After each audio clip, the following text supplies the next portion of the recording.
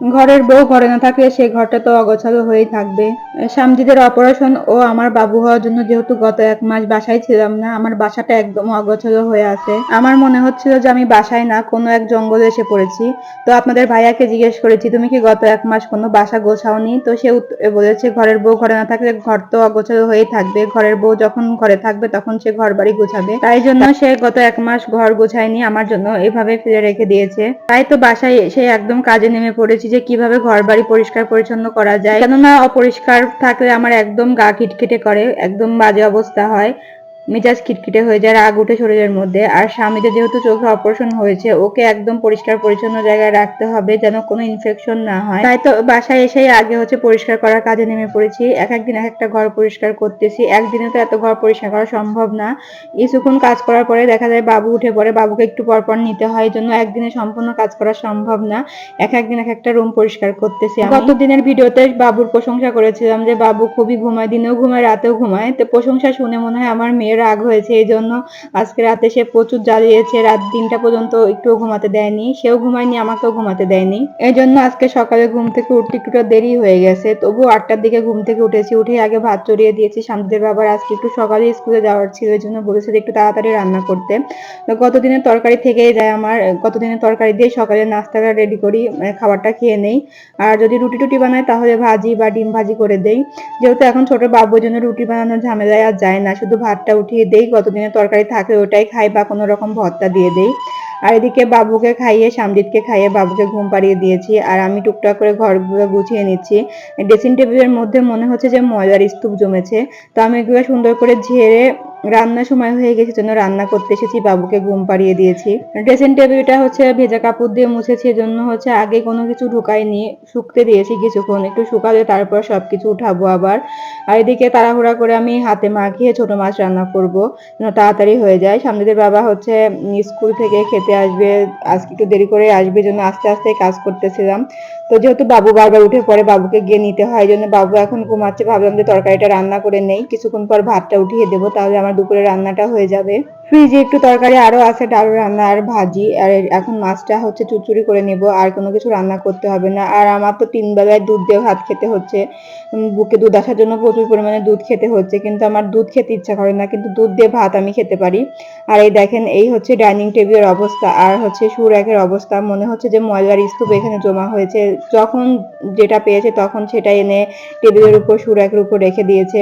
তো আমি শুধু পরিষ্কারই করব না গোছাবো বুঝতেই পারতেছি না, তো ভাবতেছি একটা একটা করে সব শেষ করব। টেবিলের উপরে এই কাগজটা একদম ময়লা পড়ে কালো হয়ে গিয়েছিল, ওটা উঠিয়ে রেখে দিলাম যে কালকে ধুয়ে তারপর পারবো আবার।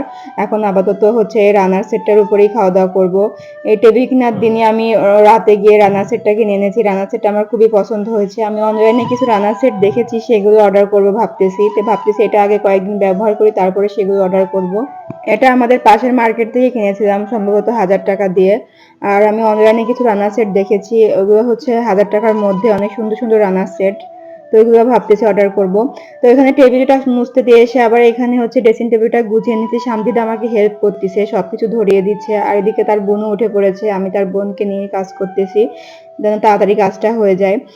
বাসায় হচ্ছে অগোছালো থাকলে সামনেদের বাবা আসবে, তার আবার হাসি শুরু হয়ে যায় যদি ময়লা কোনো কিছু দেখে, অ্যালার্জি সমস্যা আছে, সামনেদেরও তো সেম সমস্যা, এই জন্য তাড়াতাড়ি করে পরিষ্কার করে নিচ্ছি। তো সামনে এখানে হেল্প করতেছিল, বাবু উঠে পড়েছে, বাবুকে নিয়ে কাজ করতেছি। পরে আবার বাবু ঘুমানোর জন্য কান্না করতেছিল, এই জন্য ওকে ঘুম পাড়াতে গেছে। এখন দেখি কি সামনে একা কাজ করতেছে, পরে আমি ফোনটা নিয়ে ভিডিও করতেছি যে দেখি তো আমার বাবাটা কি কি কাজ করে। ও এখান থেকে আমি যে বলে করে যা যা রেখেছি ওইগুলো উঠিয়ে সুন্দর করে গুছাচ্ছে, গুছানোটা এত সুন্দর হয়েছে, আমারও মনে হয় এত সুন্দর হতো না গোছ গাছ করা। তো সামদিত আমাকে টুকিটাকি সব কাজে সাহায্য করার চেষ্টা করে, বরং আমি যদি কাজ করতে না দেই ও বিরক্ত বোধ করে। এই দেখেন সুন্দর করে গুছিয়েছে ড্রেসিং টেবিলটা, আমি কিন্তু বেশি একটা গুছাতে পারিনি, ওই গুছিয়েছে পরে। তারপরে এখন এই যে ওয়ার্ডরোবের উপরে দেখেন কি অবস্থা, মানে যখন যা পেয়েছে তাই এনে রেখেছে। আমি এখন এটা গুছাবো, আমাদের ছবিটা উল্টা করে রেখেছে, আমাদের বাসায় কোনো ছবি নেই, শুধু এই জাস্ট একটা ছবি আমি আমার বেডরুমে রেখে দেই সবসময় দেখার জন্য। তো বেশিরভাগই উল্টা করা থাকে, সামনেদের বাবা নামাজ পড়ে বা আমি যখন নামাজ পড়ি উল্টা করে রাখা হয়, এই জন্য উল্টা করেই বেশি রাখা হয়। যখন অন্য ঘরে নামাজ পড়া হয় তখন সোজা করি। এই ছবিটা দেখি সবসময়। এটা হচ্ছে ঝিনাইদহ পার্কে গিয়ে ছবিটা উঠেছিলাম, তিনজন একই সঙ্গে একই ড্রেস পরে। ছবিটা অনেক সুন্দর হয়েছিল, এই জন্য আমি বড় করে ওই পার্ক থেকে বাঁধিয়ে নিয়ে এসেছিলাম বড় করে। তাছাড়া বাসায় আমার আর কোনো ছবি নাই। যে রুমে ছবি থাকে সে রুমে নাকি ফেরেশতা আসে না, নামাজ হয় না, এই জন্য বাসায় কোনো ছবি রাখি না আমি। জাস্ট এই ছবিটা আমার অনেক পছন্দের, এই জন্য এই ছবিটা আমি আমার বেডরুমে রেখে দিয়েছি। এই যে ওয়ার্ডরোবের উপর থেকে সবকিছু নামিয়ে আবার সবকিছু মুছে সুন্দর করে পরিষ্কার করে নিয়ে আবার সব গুছিয়ে রাখতেছি। বাবুকে আবার ঘুম পাড়িয়ে দিয়েছি। আজকে আবহাওয়াটা খুবই ঠান্ডা, মানে প্রচুর বৃষ্টি হচ্ছে বাহিরে, এই জন্য ভাবতেছি বাবুকে গোসল করাবো না, ঠান্ডা লাগবে। বাবু একটু একটু আজ কয়েকদিন ধরে বুকের মধ্যে শব্দ হচ্ছে, ভাবতেছি যে ঠান্ডা লাগবে, এই ভয়ে আর গোসল করাবো না। এই যে আমার হচ্ছে ওয়ার্ডরোব, ড্রেসিং টেবিল, বিছানা সবকিছু গোছানো শেষ মোটামুটি। আমার রুমটা মানে আমাদের বেডরুমটা গুছানো শেষ, সামনের রুমটা গুছাতে হবে আর ডাইনিং ড্রয়িংটা গুছাতে হবে। অর্থাৎ আমাদের রুমটা গুছালাম যেন আমরা হচ্ছে শান্তিতে থাকতে পারি, কোনো হাঁচি কাশি না হয়। ঘর বাড়ি কিন্তু নোংরা হলে অনেক অ্যালার্জি সমস্যা হয়। আর এই যে এখন ওয়াশিং মেশিনের উপরে অবস্থাও খারাপ। আর এই যে হচ্ছে র্যাকটা গোছাবো। আর আজকে আপাতত এটুকুই করব, আর করব না। পরে হচ্ছে কালকে রান্নাঘরটা একদম পরিপাটি করে গোছাবো আর সামদিদের রুমটা একদম পরিপাটি করে গোছাবো। সামদিদের রুমটাও একদম অগোছালো হয়ে আছে, এই জন্য ওই রুমে যেতেই পারতেছি না। ওই রুমটা একটু ঠান্ডা, কিন্তু এই রুমটা গোছানো হয়নি জন্য যেতে পারতেছি না। গতকালকেও একটা রুম পরিষ্কার করেছে, আমার বিজনেসের রুম। আমার বিজনেসের রুমের অবস্থা খুবই খারাপ ছিল, যেহেতু অনেকদিন বাসায় ছিলাম না, অর্ডারের কোনো কাজ করতেছিলাম না, চাল ডাল গম এইসব বাসাতেই ছিল, সেইগুলো একদম পোকা হয়ে গেছিল, সব কিছু ফেলে দিয়েছি। আর যেগুলো ভালো ছিল সেগুলো রোদে শুকিয়ে আবার ধুয়ে রোদে করে হচ্ছে পলিথিনে করে রেখে দিয়েছি যেন সুন্দর থাকে। তো আজকে ঘর বাড়ি গোছ গাছের ভিডিও শেয়ার করলাম, নেক্সট ভিডিওতেও শেয়ার করব। সামনেদের রুমও পরিষ্কার করতে হবে, গোছ গাছ করতে হবে। তো ভিডিওটি কেমন লেগেছে অবশ্যই জানাবেন। সবাই ভালো থাকবেন, আল্লাহ হাফেজ।